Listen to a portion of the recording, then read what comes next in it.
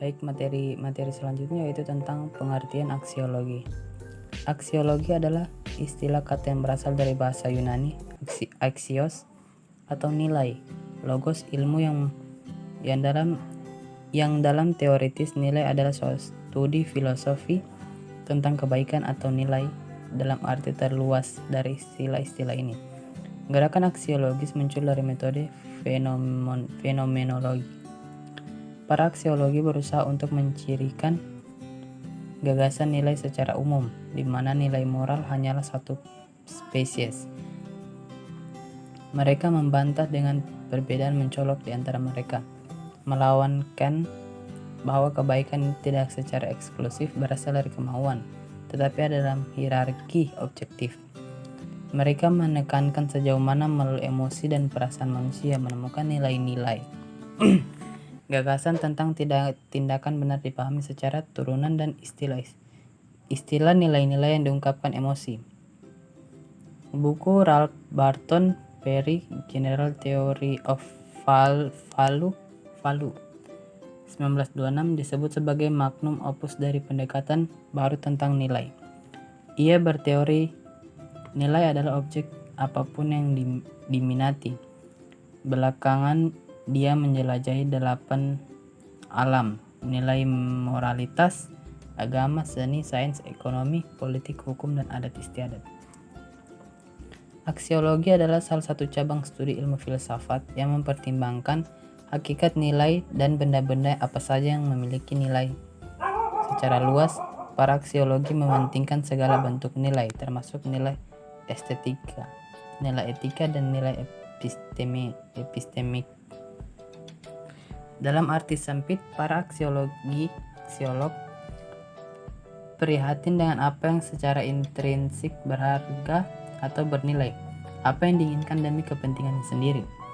Semua masalah aksiologis selalu terkait dengan asumsi ontologis dan epistemologis. Sehubung dengan teori komunikasi manusia, setiap peneliti membuat keputusan dalam proses teoretis yang mencerminkan posisi aksiologisnya. Keputusan aksiologis memandu semua aspek penelitian, termasuk pemilihan topik dan pendekatan yang dilakukan seorang terhadap metode penelitian sosial yang dilakukan. Pengertian aksiologis menurut para ahli. Adapun definisi aksiologi menurut para ahli antara lain, yang pertama yaitu Katzoff pada tahun 2004, pengertian aksiologi adalah ilmu pengetahuan yang menyelidiki hakikat nilai yang umumnya ditinjau dari sudut pandang kefilsafatan. Yang kedua yaitu Wibisono dalam Suragio tahun 2009. Makna aksiologi adalah nilai-nilai sebagai tolak ukur kebenaran, etika serta moral sebagai dasar normatif penelitian dan juga penggalian dan juga penerapan ilmu. Yang ketiga yaitu Jujun S. Suryasoemantri. Arti aksiologi adalah teori nilai yang berhubung dengan kegunaan dan pengetahuan yang diperoleh. Aspek aksiologi dari filsafat mengkaji tentang hal-hal yang berkaitan dengan nilai dan moral dalam kehidupan manusia. Aksiologis memunculkan dua cabang filsafat yang membahas tentang aspek kualitas hidup manusia yakni etika dan estetika. Yang pertama yaitu etika. Etika sosial atau filsafat moral adalah cabang filsafat yang melibatkan sistematisasi, mempertahankan dan merekomendasikan konsep perilaku benar dan salah. Bidang etika bersama dengan estetika menyangkut masalah nilai dan karenanya terdiri dari cabang filsafat yang disebut aksiologi. Etika berusaha menyelesaikan pertanyaan tentang moralitas manusia dengan mendefinisikan konsep-konsep seperti baik dan jahat, benar dan salah, kebijakan dan keburukan, keadilan dan kejahatan. Sebagai bidang kajian intelektual, filsafat moral berkaitan dengan bidang psikologi moral, etika deskriptif, dan teori nilai. 3 bidang studi utama dalam etika yang diakui saat ini adalah metaetika tentang makna teoritis dan acuan posisi moral, dan bagaimana nilai kebenarannya jika ada dapat ditentukan. Yang kedua, etika normatif, tentang cara praktis untuk menentukan suatu tindakan moral. Selanjutnya, etika terapan, tentang apa yang wajib dilakukan seorang dalam situasi tertentu untuk wilayah tindakan tertentu. Baik, selanjutnya tentang estetika. Nilai estetika adalah cabang filsafat yang berhubung dengan sifat, keindahan, dan rasa, serta filsafat seni. Wilayah filsafatnya sendiri yang keluar dari estetika. Ini menguji nilai-nilai subjektif dan sensori emosional, atau kadang-kadang disebut penilaian sentimen dan rasa. Estetika meliputi sumber alam dan buatan yang berasal dari pengalaman dan penilaian estetika. Mempertimbangkan apa yang terjadi dalam pikiran kita ketika kita terlibat dengan objek dan lingkungan estetika, seperti dalam melihat seni visual, mendengarkan musik, membaca puisi, mengalami permainan, menjelajahi alam, dan sebagainya. Filsafat secara khusus mempelajari bagaimana seniman membayangkan, menciptakan, dan menampilkan karya seni, serta bagaimana orang menggunakan, menikmati, dan mengkritik seni mereka.